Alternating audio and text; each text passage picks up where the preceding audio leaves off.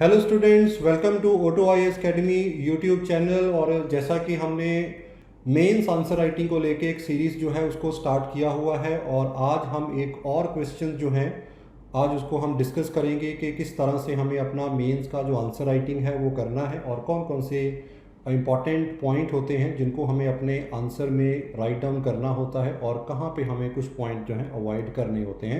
सो मैं प्रोफेसर के आर संधू आज आपके साथ जो है एक और क्वेश्चन अभी मैं डिस्कस करने जा रहा हूँ। ठीक है student, before I start this particular session, तो ऑटो आई एस अकेडमी का एक एंड्रॉयड बेस्ड ऐप भी है, इसे आप गूगल प्ले स्टोर से डाउनलोड कर सकते हैं।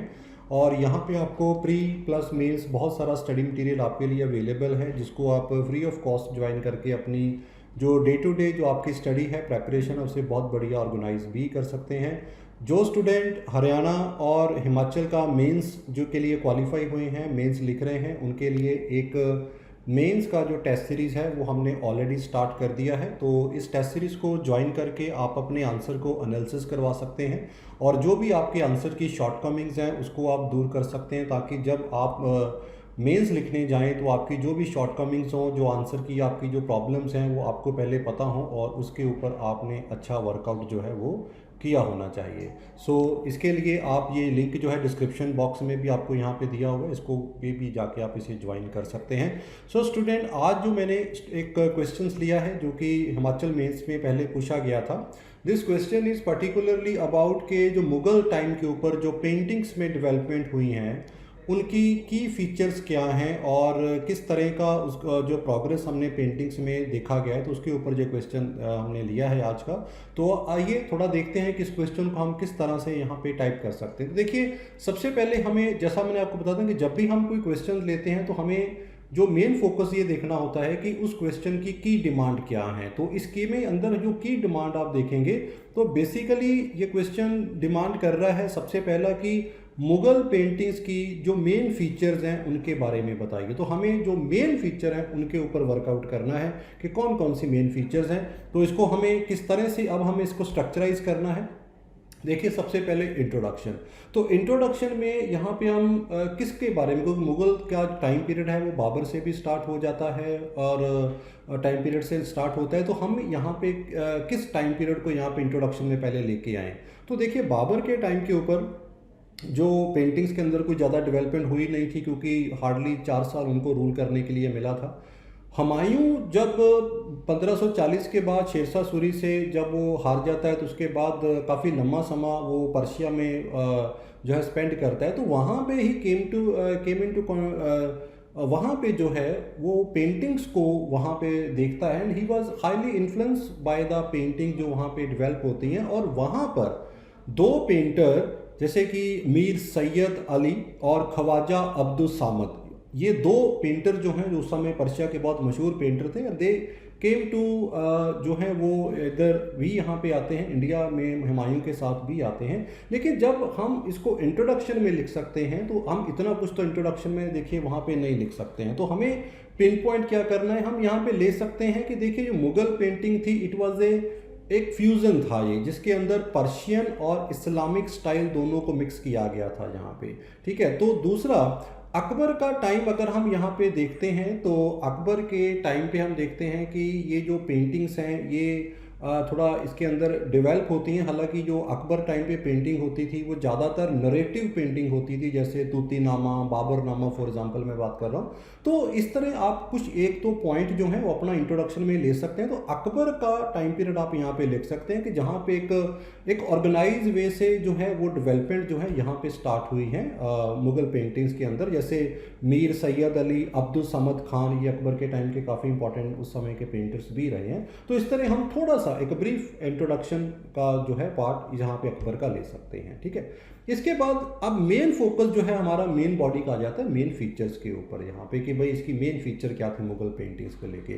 ठीक है, तो देखिए ऐसे तो जैसे मैंने पहले बताया कि अकबर के टाइम पे जो पेंटिंग थी वो नरेटिव पेंटिंग ज़्यादा होती थी उसके अंदर। ठीक है, तो हमें अब एक बड़ा हर एज के अंदर अकबर के टाइम पे, जहांगीर, शाहजहां के टाइम पे एक अलग अलग तरह का पेंटिंग्स के अंदर जो है वो डेवलपमेंट हुआ है। तो अब हमें सिर्फ मेन फीचर को है वहाँ पे पिकअप करना है। तो इसकी हम यहाँ पे स्टार्टिंग कर सकते हैं कि जहांगीर का जो पीरियड था, खास करके जो मुग़ल पेंटिंग्स हैं वो सबसे ज़्यादा डेवलप हुई हैं जहांगीर के टाइम पे, क्योंकि जहांगीर ने काफ़ी ज़्यादा पैट्रोनाइज किया था पेंटिंग्स को लेके, और जहांगीर से ही इन्फ्लुएंस होके हमने देखा है कि जो जहांगीर के टाइम पे जो सेंट्रल गवर्नमेंट के जो पेंटर होते थे वो ग्रेड 1 पेंटर आते थे, वो सेंट्रल गवर्नमेंट के ग्रेड 1 कैटेगरी में आते थे। और जहांगीर से इन्फ्लुएंस होके हमने देखा है कि जो प्रोविंसेस के गवर्नर थे, जो प्रोविंसेस लेवल के ऊपर जो उनके जो गवर्नर या मेन ऑफिसर थे, उन्होंने भी पेंटर्स को पैट्रोनाइज करना शुरू कर दिया था। तो यहाँ पे हम देखते हैं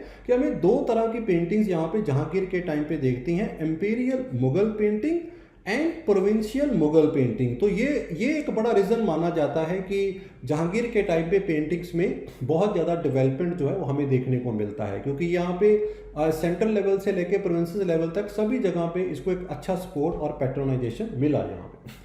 अब अगर मैं स्टाइल की बात करूँ कि मुगल का स्टाइल पेंटिंग्स क्या था, तो ज़्यादातर they were basically small in size and miniature painting जिसे कहते हैं, that was the one of the key feature जो कि मुगल पेंटिंग्स में आती थी। और दूसरा पॉइंट हम देख सकते हैं कि मुगल पेंटिंग्स जो थी वो ज़्यादातर देवर कन्फाइंड टू मुगल कोर्ट, वो मुगल कोर्ट तक ज़्यादा कन्फाइन थी। उसमें ज़्यादातर जैसे हमने पेंटिंग्स का कोई सब्जेक्ट होता है, daily day to day life जैसे होती हैं, जहाँ कोई पब्लिक सब्जेक्ट जैसे होते हैं, ऐसे चीज़ें नहीं ली गई थी, ज़्यादातर एक कोर्ट लाइफ के ऊपर लिया गया था। तो दैट माइट भी एक रीज़न था कि शायद जो रूल ऑफ किंगडम है, जहाँ जो एक किंग का जो एक रेलिवेंस होता है किंगडम के अंदर, उसको थोड़ा शो करने के लिए ये पेंटिंग्स ज़्यादातर फोकस जो है वो हमने मुगल कोर्ट के ऊपर यहाँ पे देखा है। दूसरा पॉइंट हम यहाँ पे देखेंगे, मुगल पेंटिंग्स में जो फीमेल्स करैक्टर हैं वो आपको मिसिंग देखेंगे, वो ज़्यादा आपको नहीं मिलेंगे मुगल पेंटिंग्स के अंदर। तो फीमेल करैक्टर यहाँ पे थोड़े मिसिंग देखने को मिलते हैं। और इसके साथ साथ थीम की अगर मैं बात करूं तो महाभारत रामायण के टाइम से भी यहाँ पे थीम ली गई हैं, और पेंटिंग्स का ज़्यादा फोकस थोड़ा नेचर के ऊपर होता था, नेचर का क्लोज ऑब्जर्वेशन ऑफ नेचर, जिसमें हम देखेंगे बर्ड, एनिमल, फ्लावर को एक जिस तरह के नेचुरल हैबिटेट में दिखाया गया है। ज़्यादातर जो बर्ड एनिमल्स हैं उनका जो नेचुरल हैबिटेट जैसे होना चाहिए उस फॉर्म में ये पूरा जो पेंटिंग्स है उनको दिखाई गई हैं। तो जिससे हमें ये थोड़ा ये भी देखने को मिलता है कि जो मुगल पेंटिंग्स थी उनमें एक अच्छा साइंटिफिक टेम्परामेंट भी हमें देखने को मिलता है, कि साइंटिफिक इंक्वायरी भी वहाँ पे देखने को मिलती है कि एक बर्ड किस तरह से एक नेचुरल हैबिटेट में कैसे रहता है। तो जिस तरह वी कैन से कि जिस तरह गंधारा स्कूल ऑफ आर्ट में देखते हैं तो वहाँ पर बॉडी के जो एस्थेटिक पार्ट उसमें बहुत ज़्यादा फोकस किया जाता था, बॉडी के हर एक मसल, हर एक बॉडी पार्ट को एक नेचुरल कंडीशन में कैसे दिखाया जा सकता, that was the main feature. तो मुगल पेंटिंग में भी यहाँ पे और ज़्यादातर ये फोकस नेचर, बर्ड, एनिमल के ऊपर यहाँ पे काफ़ी रखा गया है। और मुगल पेंटिंग्स में हमने ये भी देखा है कि जो कंस्ट्रक्शन साइट हैं, जो बिगर वहाँ की जो मॉन्यूमेंट्स बनाई गई हैं, उन मॉन्यूमेंट्स को कैसे बनाया गया है, क्या क्या क्या टेक्निक यूज़ किया गया उसके अंदर, उसका भी रेफरेंस जो है हमें मुगल पेंटिंग से मिल जाता है। और फॉर एग्जांपल जैसे फतेहपुर सिकरी का जब बनाया जा रहा था तो वहाँ पे जो रेड स्टोन थे, जहाँ जो बिगर स्टोन थे, उनको किस तरह से कट किया गया, किस तरह से यूज़ किया गया, उसका एक आइडिया भी हमें मुगल पेंटिंग से जो है यहाँ पे लग जाता है। तो इस तरह की जो फीचर्स हैं हम वहाँ पे, मैंने कुछ फीचर जो है यहाँ पे आपके साथ शेयर की हैं। तो अगर आप यहाँ पे एज ए सब्जेक्ट इसको रीड कर रहे हैं मुगल पेंटिंग्स को लेके, तो आप इस तरह के की पॉइंट जो है आप वहाँ पे लेंगे और की पॉइंट को लिख के आप जो है अपना क्वेश्चन जो है उसको यहाँ पे कंप्लीट करेंगे यहाँ पे, ठीक है। आप इसमें और भी पॉइंट जो है अगर चाहें तो ऐड कर सकते हैं। मुगल पेंटिंग एक बहुत बड़ा सब्जेक्ट है, तो अगर आपने थॉरोली रीड किया हुआ है तो you can easily find out 10 to 12 important point about here. तो I have discuss some important point regarding the Mughal painting. Finally we have to conclude this question. तो उसका जब हम कंक्लूजन करेंगे तो हम यहाँ पे देख सकते हैं कि मुगल पेंटिंग चाहे अकबर के टाइम पे हो, चाहे जहांगीर के टाइम पे हो, चाहे शाहजहां के टाइम हो, जितनी भी ये पेंटिंग्स रही हैं तो लाइफ को डिपिक्ट करने का और उस समय की जो कंडीशन रही हैं, जैसे पॉलिटिकल सोशल कंडीशन उस समय की कैसी रही हैं, उसको शो करने का और डिपिक्ट करने का एक बहुत ही बढ़िया जरिया रहे हैं। नो डाउट ज़्यादा फोकस जो है वो पब्लिक लाइफ के ऊपर नहीं रहा है, लेकिन फिर भी जो भी थोड़ा बहुत यहाँ पे नेचर और जिस तरह से थोड़ा बहुत कोर्ट लाइफ स्टाइल को वहाँ पे दिखाया गया है, उससे हम थोड़ा आइडिया जो है उस समय की सोशल और उस समय के थोड़े बहुत कस्टम और उस तरह उस समय के जो पॉलिटिकल कंडीशंस रही हैं उसके बारे में हम थोड़ा सा आइडिया जो है वहाँ पे लगा सकते हैं। जैसे मैंने पहले भी बताया कि ज़्यादातर जो पेंटिंग्स में आपको फीमेल करैक्टर जो है आपको मिसिंग पाएंगे, तो इस तरह से हमें थोड़ा सोशल इकोनॉमिक कंडीशन के बारे में थोड़ा रेफरेंस जो है यहाँ पे मिल जाते हैं। तो इस तरह से आप अपने क्वेश्चन को जो है ये फाइनली यहाँ पे जो है इस तरह से कंक्लूड कर सकते हैं। सो स्टूडेंट, जहाँ पर भी आपको फीचर का क्वेश्चन आता है तो ज़्यादातर कोशिश कीजिए कि आप उसकी मेन फीचर को अटेम्प्ट करें, ज़्यादा डिटेल में मत जाएं उसको लेके कि आप उसको थोड़ा पैराग्राफ फॉर्म में ले जाएं। तो फीचर्स में जो की फीचर है उसे शॉर्ट और क्रिप्स सेंटेंस में उसे आप कंप्लीट कीजिए। फाइनली एक अच्छा सा कंक्लूजन लिखिए जिससे आपका आंसर जो है वो कंप्लीट हो जाएगा। So this is the question for today, और बहुत जल्द नेक्स्ट क्वेश्चन के साथ मिलेंगे। Till the time, thank you very much and all the best for your preparation. Thank you.